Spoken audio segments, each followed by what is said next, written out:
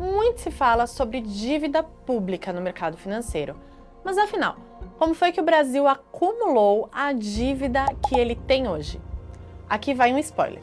O país está devendo desde o comecinho da sua história lá no período colonial. Eu sou a Daniela Rolim, CEO da Flap Capital, e hoje você vai conhecer a verdadeira trajetória da nossa dívida pública. Mas antes de mais nada, deixa aqui o seu like e se inscreve no canal para não perder os próximos vídeos.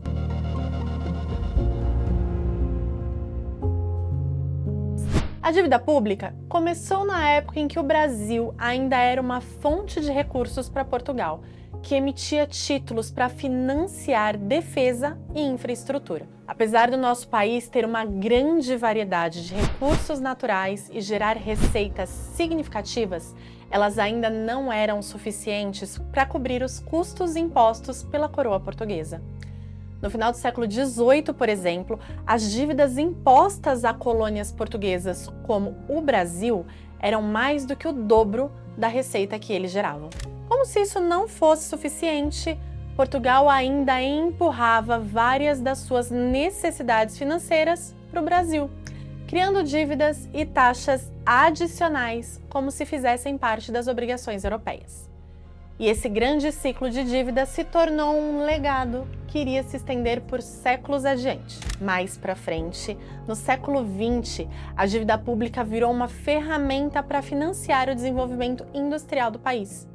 O Brasil contraía empréstimos de países mais desenvolvidos para financiar projetos de infraestrutura e industrialização, gerando uma dívida predominantemente externa. Nas décadas de 1950 e 1960, o país vivenciou o chamado milagre econômico, que foi um crescimento econômico sem precedentes. No entanto, acompanhando essa explosão na economia, veio um aumento significativo na dívida externa. As décadas seguintes, em 80 e 90, não foram tão boas.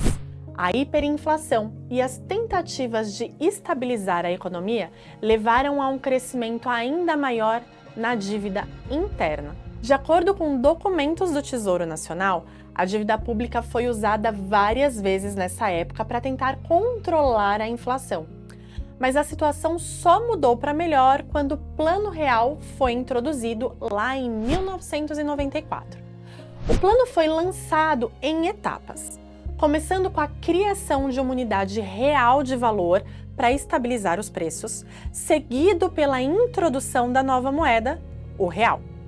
O plano não só controlou a hiperinflação, que chegava a mais de 2.000% ao ano, mas também estabeleceu uma base muito mais sustentável para a gestão fiscal e a dívida pública.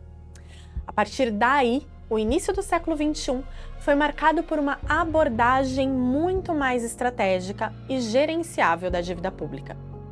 Depois da crise financeira de 2008, políticas expansionistas aumentaram ainda mais a dívida pública, que atingiu 60% do PIB em 2009.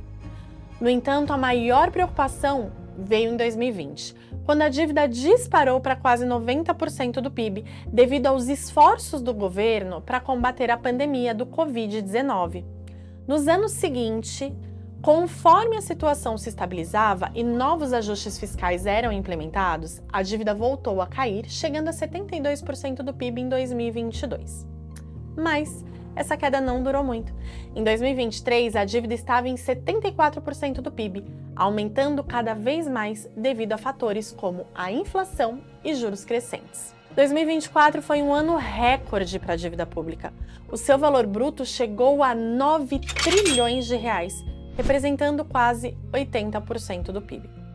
Nós já vimos índices mais altos, mas o valor em reais nunca foi tão grande. Em 2020, por exemplo, quando a dívida ocupava 90% do PIB, o valor era de 6,6 trilhões de reais. A trajetória da dívida pública do Brasil é um reflexo das nossas escolhas políticas e econômicas. Para quem investe, acompanhar essa evolução pode oferecer insights valiosos sobre a saúde econômica do país e potenciais riscos ou oportunidades. Por isso, não se esqueça de acompanhar a Flap nas redes para não perder mais análises como essa. No mercado financeiro, a informação é o seu melhor ativo.